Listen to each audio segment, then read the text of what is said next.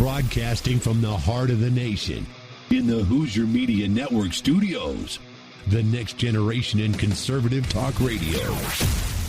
This is the Voice of Reason with Andy Hoosier. Yes, it is. What is up, my friends? Welcome into another weekend edition of your Voice of Reason. So great to have you as usual. We are officially and now into the month of August. That means I know it's still technically like summertime, but I'm going to consider it fall because we are weeks away from school starting. We are in cooler weather. I don't know about you, but this weekend here in Wichita, Kansas, where I'm based out of with our flagship here at the Hoosier Media Network studios, it is a high of like 75 degrees, and I will take that all day long, baby. I woke up early this weekend in the morning. I woke up and it was 60 degrees outside. I was so happy, and if that were the high all summer long, I would have been happy as well. But, man, I'm going to ride this and enjoy it as much as I possibly can. Welcome into the program. So great to have you along for the ride as usual. No guest this hour, which is very rare for this program on the weekend, especially as we have so many great partners and guests to talk to. But no guests, you and I sitting across the aisle, staring at each other, fixing the world's issues one conversation at a time.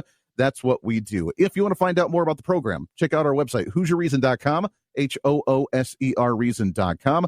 We have our newsletter coming out on Monday, so if you want to become the latest Hoosier-holic and you have not done so, now would be the time for you to sign up for that newsletter. Just go to HoosierReason.com. It is completely free. We do not spam you. All we do is send you a once-a-month email, which is the very first Monday of every month, and it has our blog on there. It has information about the show, what we've been working on behind the scenes, all of our great radio affiliates, our great partners, and so much more. And then, of course, any other content that you would like.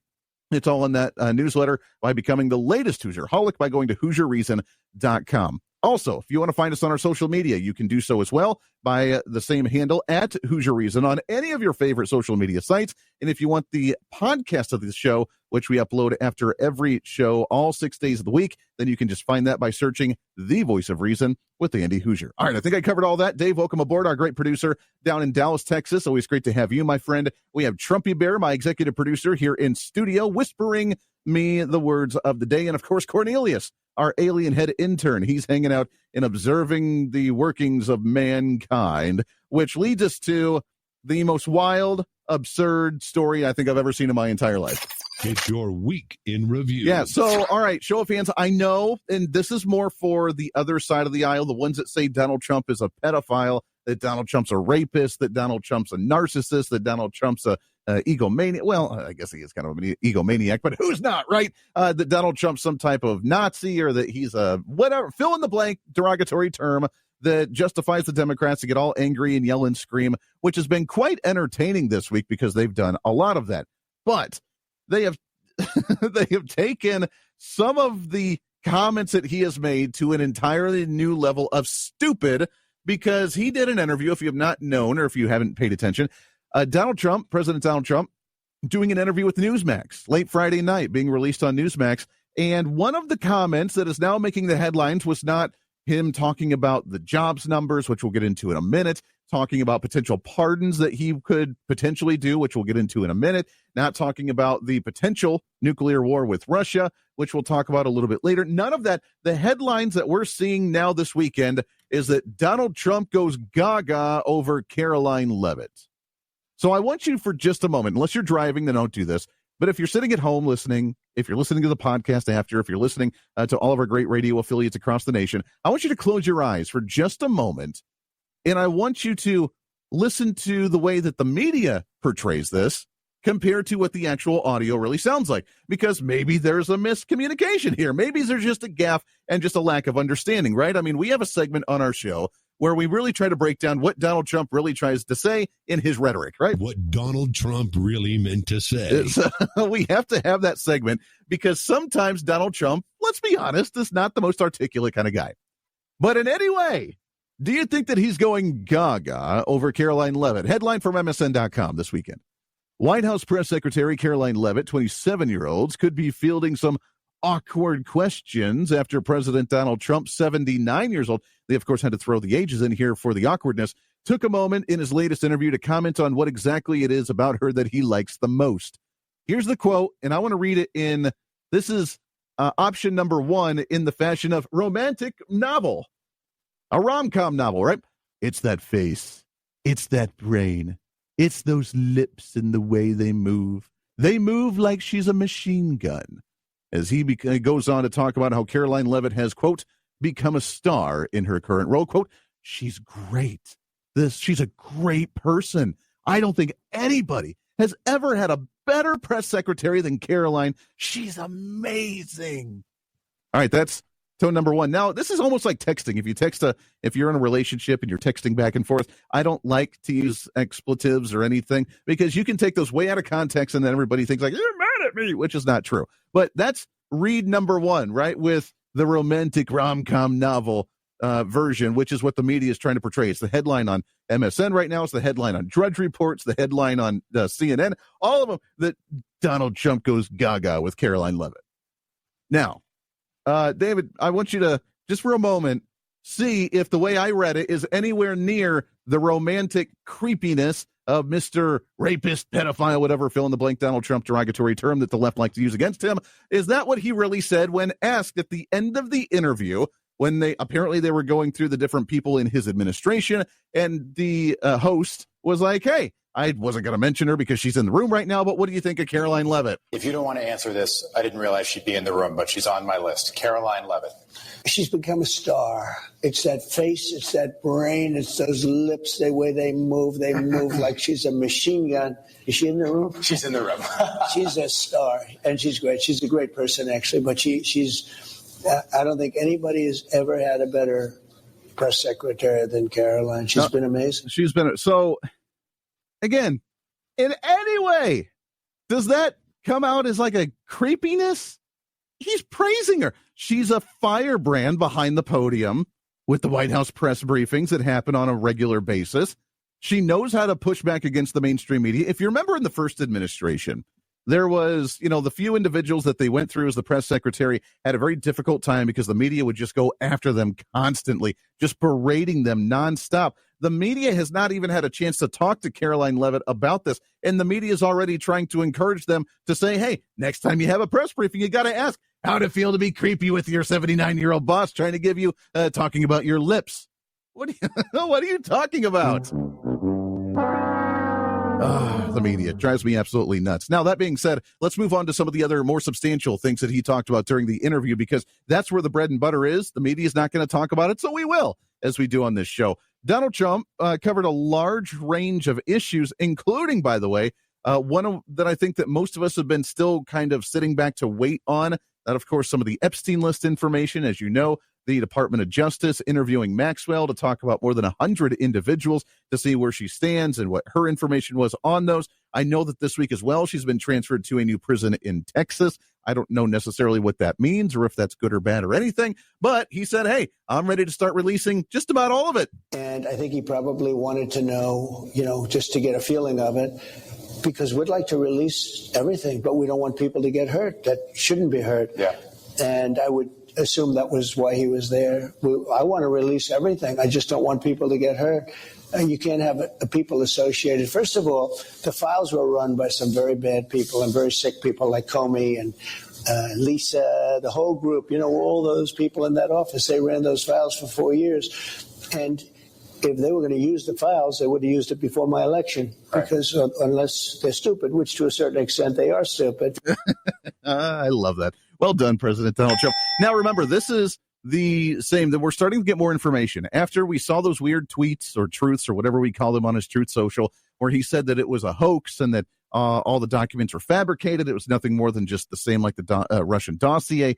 We started scratching our heads saying, what do you mean, Donald Trump, when you start saying that Jeffrey Epstein's files are a big hoax that were created by the same people that were trying to bring him down? Again, Donald Trump, sometimes not the most articulate individual in the world. What Donald Trump really meant to say was, again, starting to talk about, hey, that we have all this information and we're going to start filtering through it. But what we're going to do, unlike what the other side would have done if they would have released this information, which they didn't, by the way, which is really ironic, as Democrats now are screaming transparency and release all the files because they're trying to say that Donald Trump is somehow involved in this. And even Chuck Schumer on the Senate floor this week called for what he said was an old rule known as the Act of Five. Now I come to the floor this morning with some news. Today, Senate Democrats take additional action to try and uncover the truth about the Epstein files. This morning, I join all of my Democratic colleagues on the Homeland Security and Government Affairs Committee in invoking a century-old law known as the Rule of Five to compel the Department of Justice to release the full and complete Epstein files, which to date, of course, they have refused to be transparent about. Okay, stop. Okay, I can't deal with any more of that. So they have been turned over to the grand jury, by the way. And what Donald Trump has now said very openly is that, hey, if they would have released the documents back in the day, because they want to go after Donald Trump. Number one, they would have if Donald Trump had any wrongdoing in the files whatsoever. Is they went back to how far back about business dealings and overvaluation of Mar-a-Lago down in Florida and all this other garbage they tried to go after. If there was anything in the documents at all that would have incriminated Donald Trump, they would have released it very easily. But they didn't, which means that there was nothing there. That being said, the point Donald Trump is making, and that he didn't articulate very well before, that he's trying to articulate a little bit better now, is the fact that there's a lot of information and there's a lot of people that had, quote unquote, associated with Jeffrey Epstein. We need to make sure that their names are not dragged through the mud just because they were on a, quote unquote, list of any type of interaction with Jeffrey Epstein. We got to make sure that the ones that we actually expose and go after are the ones that actually did harm, that actually did bad things, because we can't just release everything and then people start demonizing and politically sabotage. We saw how that worked with the Me Too movement, and it wasn't great for society because then we didn't have any type of due process. Everybody's judgment came out, and we judged everyone regardless of whether the facts were actually there or not.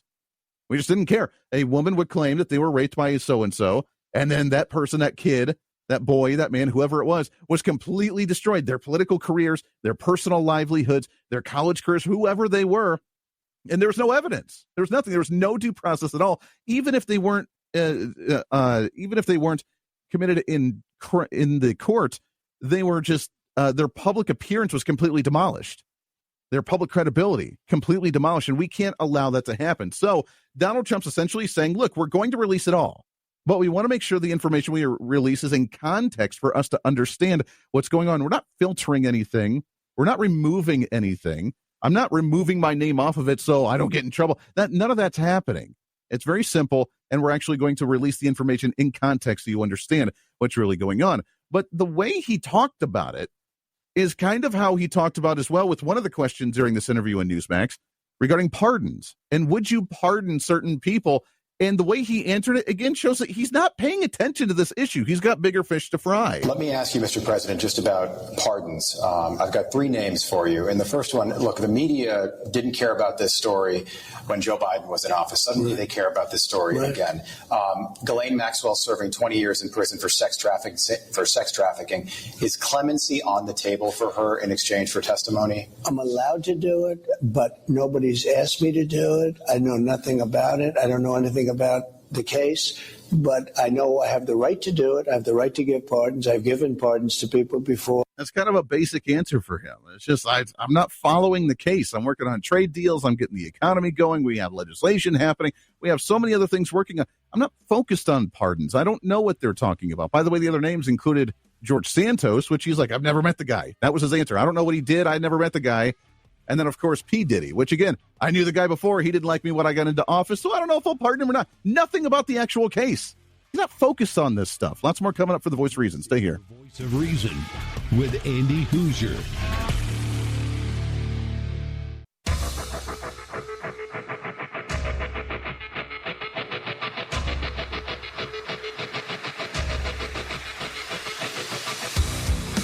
It's your Patriot on the Prairie. This is the Voice of Reason with Andy Hoosier.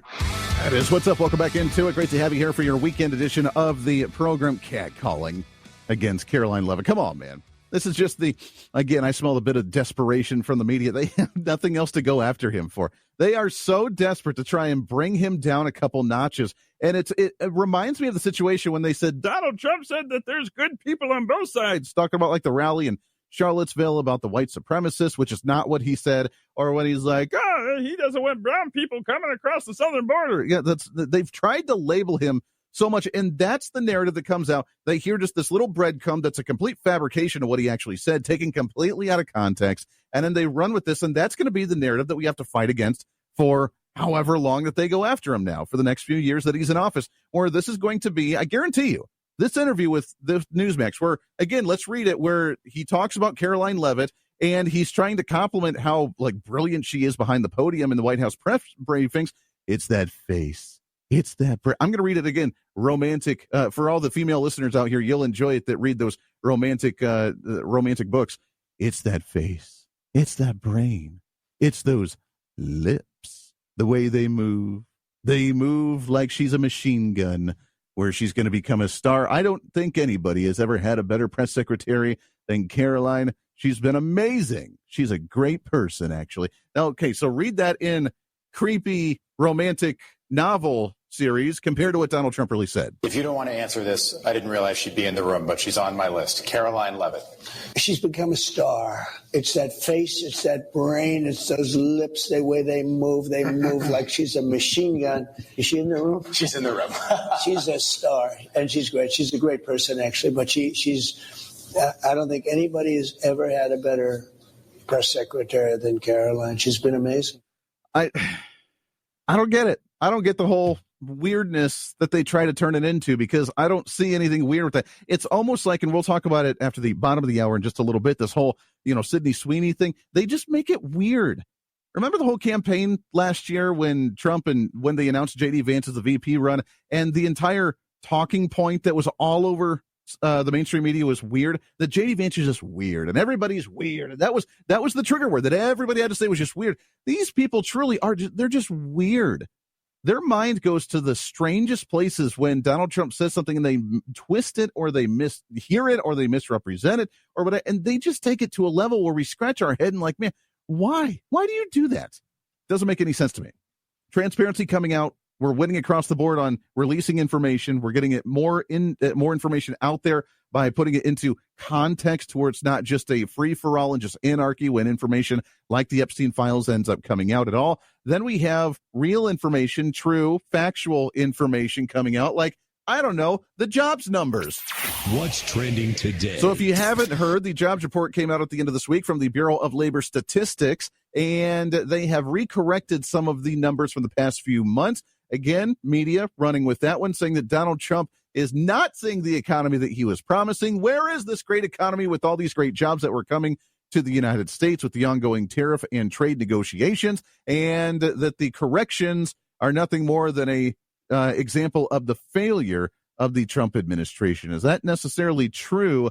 When we come back, we'll talk about that, because Donald Trump has fired the Secretary for the Department of Labor Statistics. And what does that mean for accurate numbers, maybe, that we could see moving forward? And, oh, by the way, we cannot forget that this has been an ongoing issue for a long time. It's not a direct science. I understand that. But at the same time, maybe you could be just a little bit more accurate on your actual numbers by the way you report it, your database, the way that the different states end up reporting to you. However you end up doing it, I don't know what the best option or the answer is to that situation, but I'm sure there are better ways to do it, and we can be way more accurate on our data reporting, because everybody looks towards the government numbers to decide on whether it's actually working or not. And you would think that would be accurate, right? Sometimes, maybe, a little bit, no? All right, we'll get some of that when we come back around the corner. It's your weekend edition of The Voice of Reason. We have so much to cover and so little time to do it, trying to cram that 10 pounds of reason into that 5-pound bag. Lots more coming up. Stay here. This is The Voice of Reason with Andy Hoosier.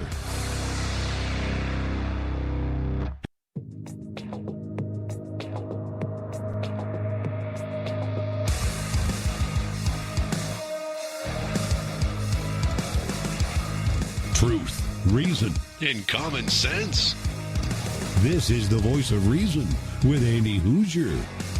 It is what is up, my friends. Welcome back into it. Moving through your weekend edition here for The Voice of Reason. Always great to have you. As you know, there is, I know I'm trying not to bounce around too much. There's so much to cover from the week's events that we try to do on this show. This show essentially puts the week of politics into context for you, recapping the big issues of the day, breaking it down and putting it into context for you to understand. So it's always great to have you as usual. Again, if you want to find more information on the show, where you can find it with all of our great radio affiliates across the nation and beyond, you can go to HoosierReason.com. So we have a jobs report, and that led to one of the big stories of the week. Oh, sorry, hold on here. I gotta change my Oh, there we go. Dave, I'm trying to do this on the fly here. Here we go. There we go. What's trending today? My sound effects felt like getting all messed up here. There we go. So the jobs report coming out and the media having a heyday with this one. 258,000 jobs removed, erased, finito from the last couple of months of the Trump administration. And they say the economy's not where it needs to be. Now, as you know, that was 2 to 3 months. So that was right at the announcement of the trade battles, the tariff negotiations, and bringing manufacturing back in. We've announced multiple different trade deals with Japan and Indonesia and the European Union, in the United Kingdom, in Australia, in South Korea. I mean, just about every one of our super major trade partners in the world, we've now announced new trade deals that are going to benefit us with billions of dollars coming in as actual in the black in revenue, as opposed to actually having losses with our trade deals that should never have been in the first place. But, at the same time, too, we also had GDP growth for the second quarter sitting at 3%. So I would say that's a win all across the board. However, the jobs report came out and said that not only did we see less jobs than anticipated for the month of July, we were expecting like 110,000. We saw close to 71 or 73,000. That wasn't nearly enough. And we cut near 258,000 jobs out of already reported numbers from the past few months. And while that seems like, that's a bit of a hit, this is really not different from what we've seen throughout other years as well. I mean, this always happens. They always recorrect. Well, we didn't really get as much as we thought. This was anticipated. And again, that's why the question is, what kind of system are we using here that is so inaccurate? Because that's a little ridiculous. If you remember this time last year, and I looked up the story, it was on CNN, and it was in August 20th. I actually have it right here. I should probably tell you. That is August 21st of 2024, when CNN ran the story that last year under the Biden administration, they lost 818,000 jobs in the labor correction numbers. They removed almost 818,000 jobs from there. Andy, we just had to recorrect. It's not that big of an issue. But yet, all of a sudden, 258,000 from Donald Trump is really bad, and it shows how bad the economy actually is. That doesn't make a whole lot of sense to me, and these numbers are actually ridiculous. And I'm glad that the announcement this week was the fact that Donald Trump ended up getting rid of the head or the commissioner of the Labor Statistics Bureau, Dr. Erica McIntarfer. Yeah, that's actually her name, Dr. Erica McIntarfer, because she cannot obviously do the job properly when you cut jobs or when you recorrect the numbers on a month-to-month basis, and they're so inaccurate that we don't know what the heck's going on. Because guess what? Consumer sentiment, which apparently is a really important thing for us to know, is the economy good? Do people feel comfortable with the numbers? Do people feel comfortable with the economy? The consumer confidence or the consumer sentiment is based on what and I say this in the air quotes for listeners, what the experts tell us about what's in the future for the economy.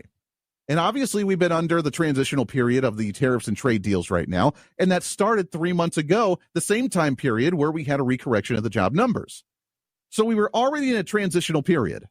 And we were changing how we were doing things in the country from relying on foreign products to now starting to raise those tariffs to either get a better trade deal and bring in money or reinvest in manufacturing so that way we could hire more jobs here. Do you think that with the announcement 3 months ago that all of a sudden we're going to see 500,000 new workers because all the manufacturing jobs were just built just like that? Hey, we announced it yesterday and it's starting tomorrow. Do you think that's happening? Probably not. And luckily, we have a little bit of common sense from people out there on the other side. Very few, very far between, and from random places that we never expected it. But John Fetterman, senator from Pennsylvania, saying this. Right now, Trump is winning the trade war. Do you agree with those who think he is? I mean, absolutely. I think that, obviously what happened with the EU. And again, I'm a huge fan of Bill Maher.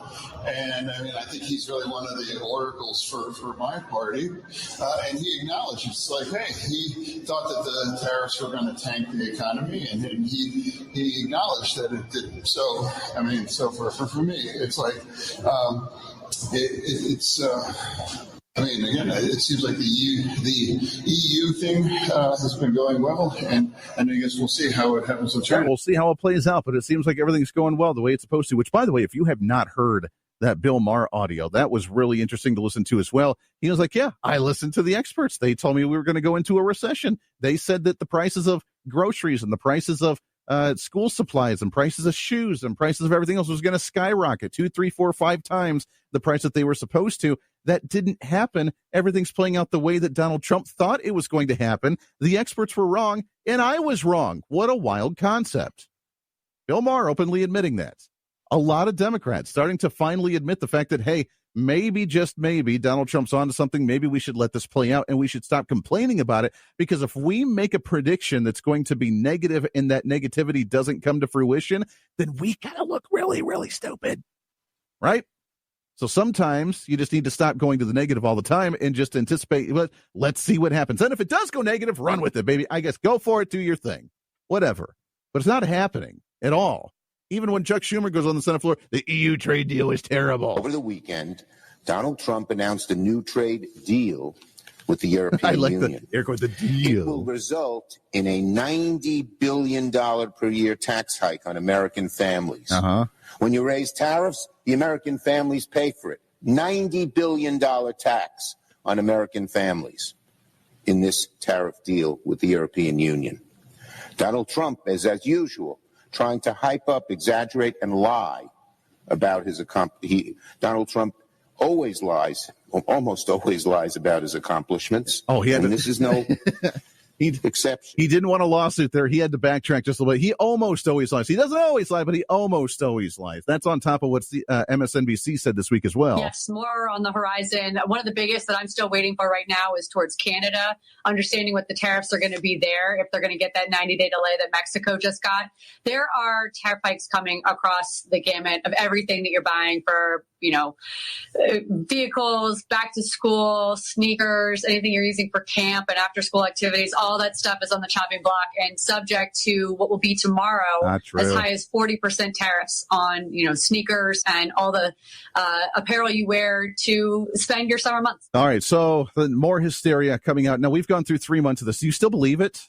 Again, seriously, show of hands. How many people believe when they say that this is going to ruin and wreck the economy because of these trade deals that it's actually going to happen? It's not. So Friday, August 1st, now that we're officially into what I like to say pre-fall season here, is the deadline, the self-imposed, which is another trigger word the media has used now, the self-imposed deadline that Donald Trump had for the trade deals, 90 deals in 90 days. That was day number 91, and now we're going to see a potential 40% tariff on other nations that have not yet come to the table. That doesn't mean that if they're in the middle of a negotiation, that Donald Trump's not going to suspend that, which he has with Mexico, he has with other countries as well, that said, hey, we're still in the middle of the conversation trying to lock down the final details before we can shake hands on this thing, and he's extended those. If you're coming to the table wanting to talk with us, we're all about it. He's not trying to just stick it to every nation out there. He's saying, hey, we're going to make a better trade deal, and if you want to talk with us, let's talk, and we'll do this.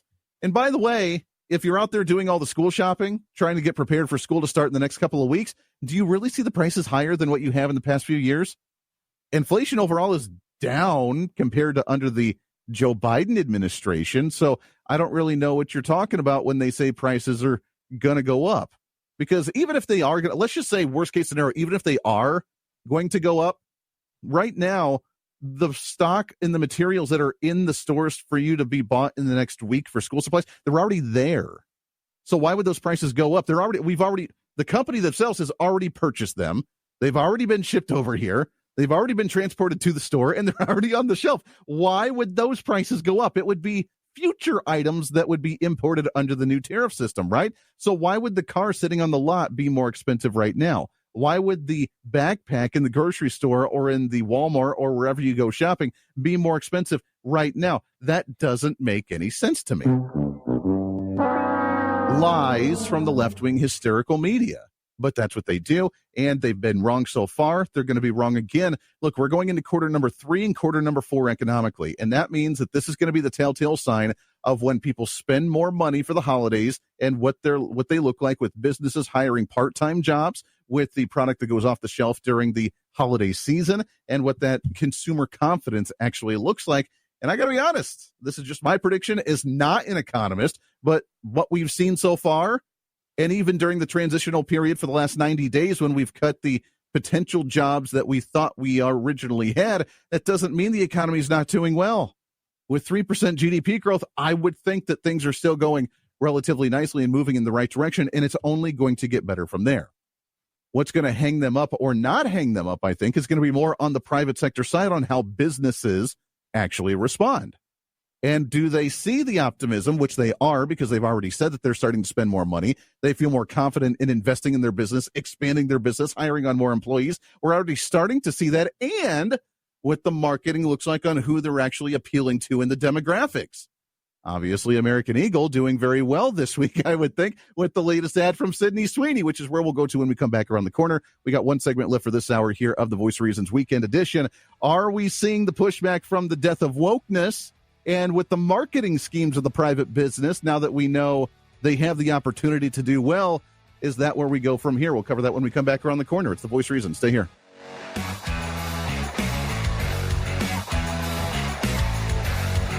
This is the Voice of Reason.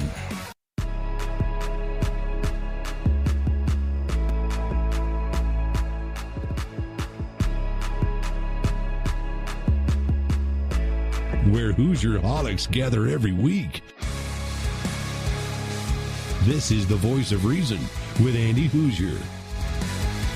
My friends, welcome back into it. I want to tell you about my friends over at Americans for Prosperity. As you know, they were intricate. They were absolutely the ones that we need to applaud and thank very much, pat them on the back for what they did with our passage of the One Big Beautiful Bill, spending millions of dollars on that campaign nationwide, putting pressure on elected officials, getting you out there and engaged, understanding the details of that One Big Beautiful Bill, and we were able to make that happen, and that was in large part because of our friends over at Americans for Prosperity. They are now shifting gears to get ready for the 250th birthday of this nation. Next year, super excited about it. Donald Trump says he wants an entire years-long celebration, and Americans for Prosperity, we are celebrating the individual actions of the individual, you and I, the average Joe Schmo that stands up, that does the right thing, and that makes a difference in culture and community and in this nation, and the ones that have done that since the beginning of the creation of this nation. And that's why you need to go to the website at takeonesmallstep.com, takeonesmallstep.com, and you can learn more information. They're going to be ramping that up as the year goes on next year, educating people across the country about the greatness of this country and all of the small, I don't want to say small people, the average Joe Schmo, you and I, that just finally stand up and make a difference on all different levels since the beginning of this time in the history of this nation and the greatness of this nation. TakeOneSmallStep.com with our friends over at Americans for Prosperity.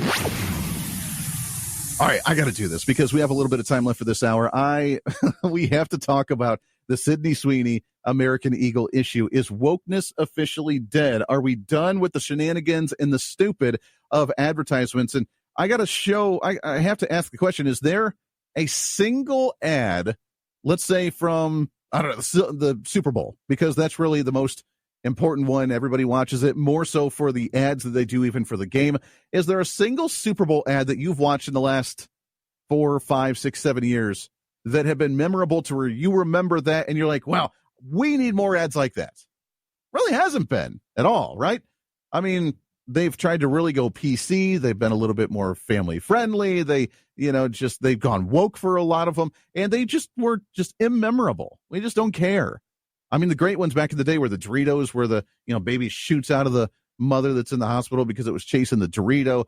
Back in the day when we weren't afraid about offending individuals, you had the gals on like the Bud Light commercials where they were in the bikinis, they were laying across the cases of beer. I mean, those are ones that, especially as a kid, you remember those, and you're like, wow, those are really great commercials. I like those guys.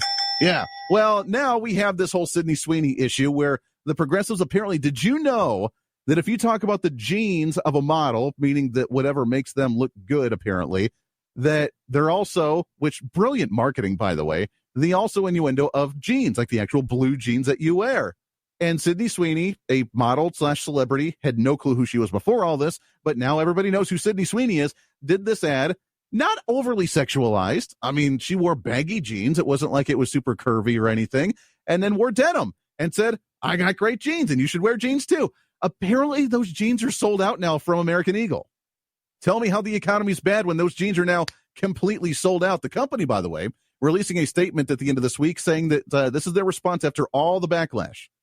Quote, Sydney Sweeney has great jeans, like blue jeans, the actual Geans, is and always was about the jeans. Her story. will continue to celebrate how everyone wears their American Eagle jeans with confidence, their way. Great jeans look good on everyone. So they're not backing down, which is awesome, and we appreciate you very much for that. It probably doesn't help as well, or it is helping, in the fact that in just the couple of days that this ad has come out and all of the publicity that's received, they've increased their stock by roughly $200 million in a company's market cap overnight because of this ad. And as well, they've seen the sellout of those jeans altogether. People are ready for normalcy back. And as we talk about whether the economy is doing well and consumer confidence in the private sector, guess what? These businesses are doing well, at least with the proper marketing to get your message out there. And that's really exciting. Apparently, American Eagle was struggling a little bit prior to this ad, and they did this entire new marketing scheme, and now it's taken a jump up in the positive direction. So I applaud them for that. Woke is dead. That's when the late night with Stephen Colbert is going to the wayside, losing that network $50 million. And then we have shows as well like, I don't know, South Park, that's now being paid $30 million per episode because of how great that one is, poking fun at everybody and doing the most offensive, absurd content that there possibly is out there for adults to enjoy. I would say that culture is now shifting, and it's shifting away from the quote-unquote wokeness, and they're angry. As we've said before, they're kind of like the rabid dog in the corner that doesn't know what else to do because it has nowhere else to go, and we're watching the shift. So congrats to American Eagle. Keep it up. Let's see more companies do some proper marketing and actually boost the economy again, and I think quarter number 3 and 4 will be just fine. That does it for this hour of the program. Back at it soon. Until then, be your own voice of reason. I'm Andy Hoosier. We'll see you on the radio.